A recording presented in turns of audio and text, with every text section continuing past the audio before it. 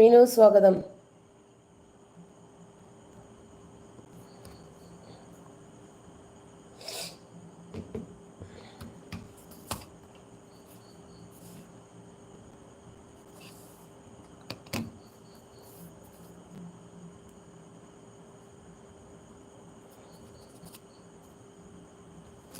Muraleedharan hello സ്വാഗതം.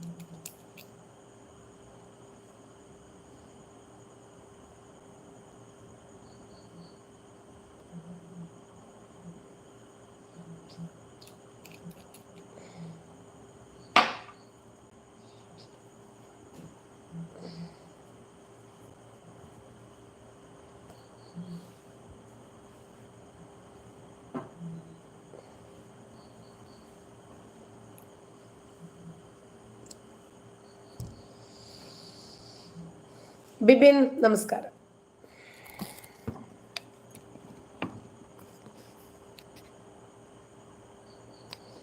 മീനു തുടങ്ങിയാലോ?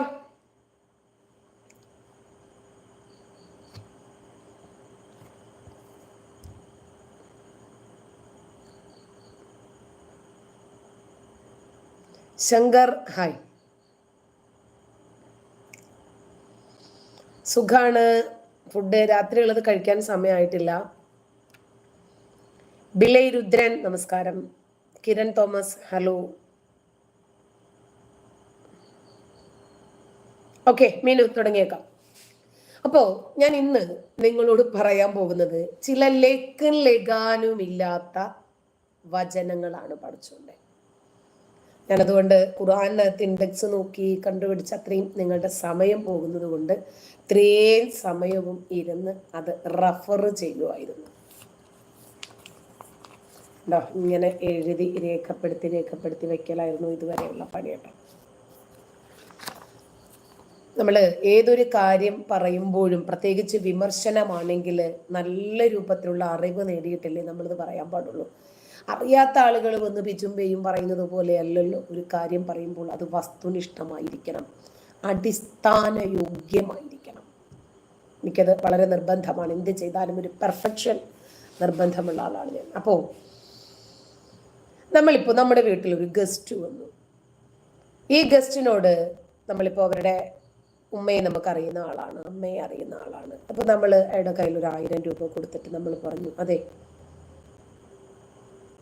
അതെ അതെ അതെ ശങ്കർ, പഠിച്ചിട്ട് വിമർശിക്കണം. ഫോളോ ചെയ്യാൻ ജസ്റ്റ് അറിവ് മതി, പക്ഷേ വിമർശിക്കാൻ പോസ്റ്റ്മോർട്ടം ചെയ്ത അറിവ് അനിവാര്യമാണല്ലോ. പഠിച്ചാൽ ഉറപ്പായിട്ടും വിമർശിച്ചു പോകുന്നതാണ് ഈ ഗ്രന്ഥത്തിന്റെ പ്രത്യേകത. ഓക്കെ, അപ്പോൾ നമ്മൾ 1000 രൂപ കൊടുത്തിട്ട് ഭക്ഷണം കഴിച്ചുകൊണ്ടിരിക്കുന്ന സമയത്ത് നമ്മൾ പറഞ്ഞു അതെ ഉമ്മക്ക് കൊടുത്തേക്കണേ.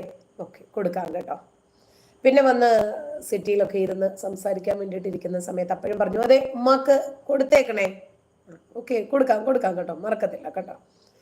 വീണ്ടും സംസാരിച്ച് കുറച്ച് കഴിഞ്ഞു, ഭക്ഷണമൊക്കെ കഴിച്ചു, ഒരു ഗ്ലാസ് കട്ടൻ കുടിക്കണമെന്ന് തോന്നി. കട്ടൻ കുടിച്ചുകൊണ്ടിരിക്കുമ്പം വീണ്ടും പറയുന്നു അതെ ഉമ്മക്ക് അത് കൊടുത്തേക്കണേ. കൊടുക്കാം. ഓക്കെ, പിന്നെ സംസാരിച്ചു കഴിഞ്ഞു, യാത്രയൊക്കെ പറഞ്ഞ് ഇറങ്ങാൻ സമയത്ത് വീണ്ടും പറയുന്നു കൊടുക്കണേ. വീണ്ടും ഗേറ്റിന്റെ അവിടെ വരെ ഇവരെ അനുഗമിച്ചിട്ട് പിന്നെയും പറയുവാണ് കൊടുത്തേക്കണേ. ഇവൻ ആത്മാഭിമാനമുള്ളവനാണെങ്കിൽ എന്ത് ചെയ്യും? ആ പൈസ ഭദ്രമായിട്ട് തിരിച്ച് കക്കാന്റെ കയ്യിൽ കൊടുത്തിട്ട് പറയും ഒന്നും ഉണ്ടായിട്ടല്ല, കക്ക കൊടുത്തോ. എന്താണെന്നറിയോ? സമയമില്ലാത്തോണ്ട ഞാൻ അതുവഴി കയറത്തില്ല കേട്ടോ, ഉമ്മയെ കാണാൻ ഞാൻ നിൽക്കുന്നില്ല, അതുകൊണ്ട് തൽക്കാലം കാക്ക കൊടുത്തോ കേട്ടോ. കാരണം അത്രയ്ക്കും വിശ്വാസമില്ലാത്തവൻ